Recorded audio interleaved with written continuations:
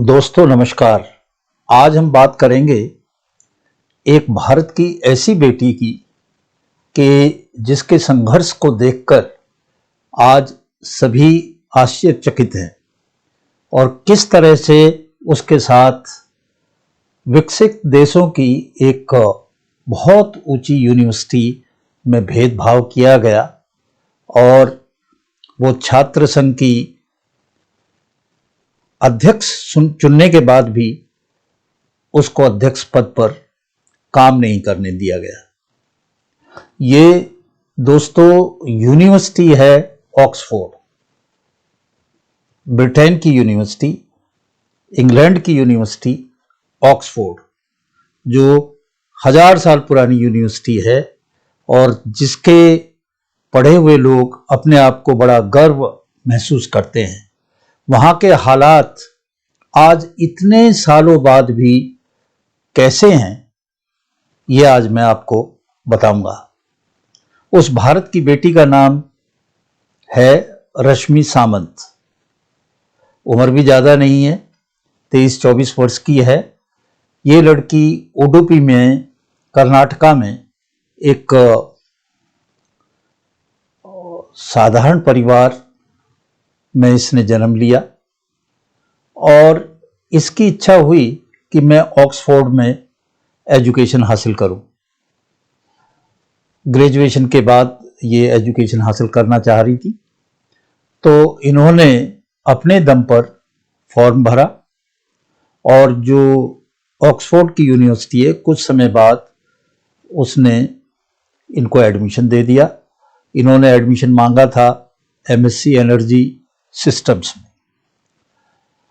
इनके माता पिता में कोई भी ग्रेजुएट नहीं है, बहुत ही साधारण परिवार है। और जब ये लड़की ऑक्सफोर्ड पहुंची तो वहां पे 3-4 महीने बाद ही इसने देखा कि ऑक्सफोर्ड स्टूडेंट यूनियन का इलेक्शन होने वाला है।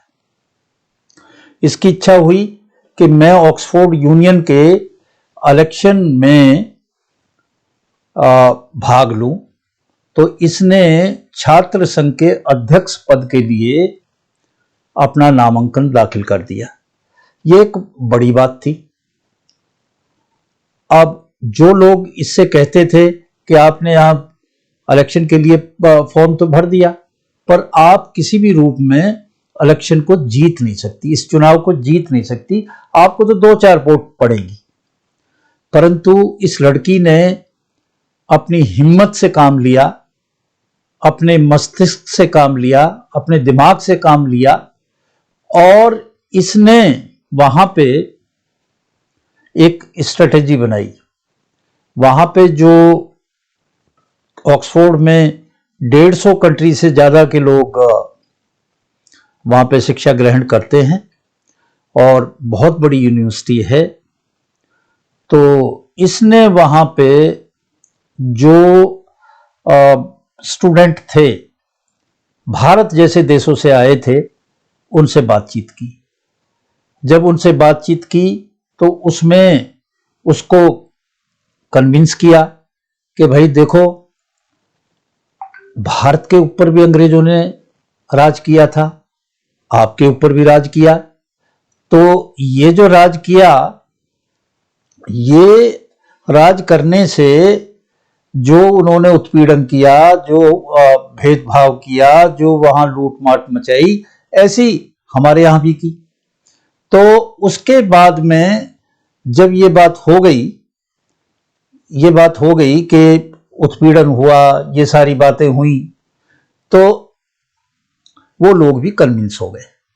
और बहुत सारे देशों के लोग ने, पहली बार ये हुआ जहां गोरे समझ रहे थे और दूसरे जिनका गोरा दिमाग है, चाहे चमड़ी काली भी हो, वो भी गोरों के साथ रहने वाले लोग थे, वो समझ रहे थे कि ये लड़की कुछ भी नहीं करेगी, इसे 5-7-10 वोट मिलेंगी, ये तो जीतने से रही। तो इसकी तरफ किसी का ध्यान भी नहीं था। इसने एक अच्छा चुनाव का एजेंडा तैयार किया।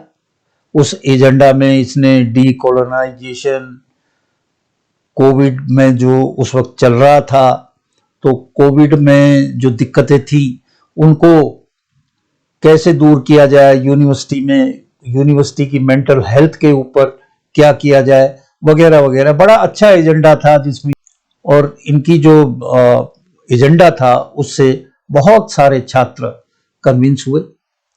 और 11 फरवरी 2021 को रिजल्ट डिक्लेयर हुआ। रिजल्ट देख के सब लोग आश्चर्यचकित हो गए कि इस लड़की को तो बहुत ही ज्यादा वोट मिले थे। एक रिकॉर्ड बनाया था इस लड़की ने। टोटल वोट भी बहुत पड़े, इतने वोट पहले कभी नहीं पड़े थे, क्योंकि वो लोग जो छात्र थे वो कभी वोट देते ही नहीं थे। पर जब इसने उनको समझाया, बुझाया, उनको बताया, तो वो लोग भी आए और रिकॉर्ड तोड़ वोटिंग ऑक्सफोर्ड यूनिवर्सिटी में हुई। 36,405 वोट पड़े और उसमें से 54% वोट रश्मि सामंत को मिले। एक बहुत बड़ी उपलब्धि थी। पहली बार किसी भारतीय महिला वहां की छात्र संघ की अध्यक्ष बनी थी। इससे पहले अगर हम देखें तो वहां पे शिक्षा ग्रहण इंदिरा गांधी ने भी की थी, हमारे देश की प्रधानमंत्री थी, पर वो चुनाव वहां पे नहीं लड़ी थी। और भुट्टो पाकिस्तान से, बेनजीर भुट्टो पाकिस्तान से चुनाव लड़ी थी, परंतु वो जो थी वो ऑक्सफोर्ड यूनियन की अध्यक्ष थी। यूनियन एक डिबेटिंग सोसाइटी है, वो स्टूडेंट यूनियन की जो है अध्यक्ष नहीं थी। ये पहली महिला हुई अध्यक्ष हिंदुस्तान से भी और जो हमारा सब कॉन्टिनेंट है उससे भी, और ये एक बहुत बड़ी बात थी। अब जब ये खबर पहुंची कि भाई ये तो रिकॉर्ड तोड़ वोटों से जीती है, रश्मि सामंत भारत की है, और तो इनके लोगों को ये बात पची नहीं। ना तो गोरे चमड़ी वालों को पसी, ना वो जिनका दिमाग गोरे लोगों का जैसा है, अपने आप को अंग्रेज समझते हैं। तो ये सब हुआ। इसके बाद जो इसके साथ हुआ वो एक भयंकर चीज है। इसने एक अपनी किताब लिखी है। आज मैं ये किताब आपको दिखा रहा हूं। ये किताब लिखी कि ए हिंदू इन ऑक्सफोर्ड। टाइटल दोस्तों आपको इस बुक का बड़ा अजीब लगेगा, ए हिंदू इन ऑक्सफोर्ड। इससे ही लगता है कि भाई ये तो कोई जो इस तरह की हिंदू मानसिकता को वहां पहुंचाने गई। ये शब्द इसके नहीं है, ए हिंदू इन ऑक्सफोर्ड। और तरह तरह के आरोप लगा के इसको इतना मजबूर कर दिया कि इसने जीतने के मात्र 2 दिन बाद ही रिजाइन कर दिया। 2 दिन बाद ही रिजाइन कर दिया। देखो, जो रिकॉर्ड तोड़ वोटों से जीती, पहली महिला, और उसको 2 दिन भी वहां टिकने नहीं दिया इन लोगों ने। इस पे रेसिज्म का आरोप लगाया, इस पे ऐसा भयंकर आरोप लगाया कि कट्टरवाद है, हिटलर को सपोर्ट करती है, ज्यूज के खिलाफ है, हिंदू फोबिया को फैलाती है, और कॉलोनाइजेशन के बारे में भ्रम फैलाती है।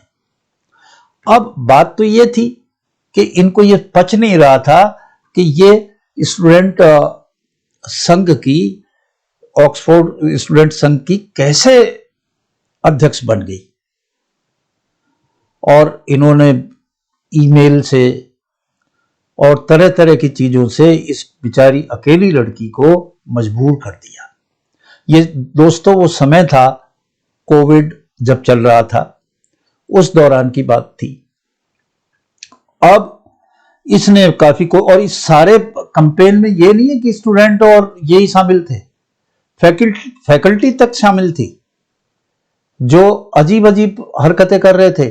अगर मैं उदाहरण दूं तो एक हरकत ऐसी थी कि ये कहीं से एक श्रीमान जी इनका फोटो ले आए, इनके मदर फादर का, और उसमें वो उसके सामने खड़े हैं श्री राम, और हाथ जोड़ के खड़े हैं, और वहां ऊपर लिखा है जय श्री राम।